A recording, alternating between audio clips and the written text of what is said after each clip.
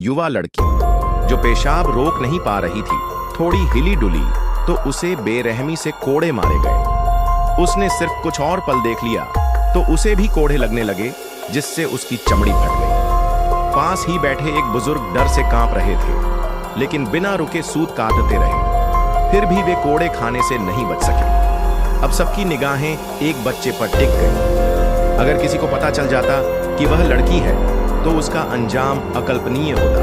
कोड़ा उसकी पीठ पर पड़ा, फिर भी उसने अपनी उंगली दांतों से दबा ली और दर्द को सह लिया, बिना एक आवाज निकाले।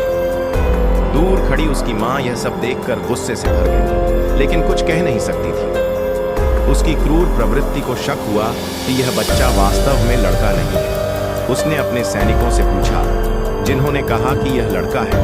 रॉबर्ट घोड़े से कूदकर लड़की की ओर बढ़ा और पूरे गांव का दिल दहल गया। दुष्ट उंगलियां उसकी कमर की ओर बढ़ाई। जैसे ही उसकी कोमल त्वचा को छुआ, लड़की अब खुद को संभाल नहीं पाई और अपने परिवार के किसी सदस्य का नाम पुकार बैठी।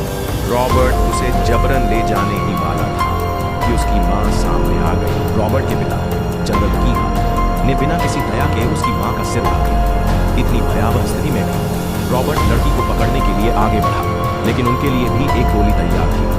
एक ही मिनट में पूरे परिवार के 4 सदस्यों में से 2 की हत्या हो गई। लड़की का छोटा भाई आगे बढ़ा और उसकी ढाल बनने की कोशिश की।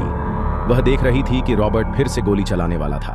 अपने भाई को बचाने के लिए उसने उसे धक्का दिया और खुद को उस राक्षस के हवाले कर दिया। गांव में मौजूद हर इंसान यह सब देख रहा था, लेकिन किसी की हिम्मत नहीं थी आगे बढ़ने की।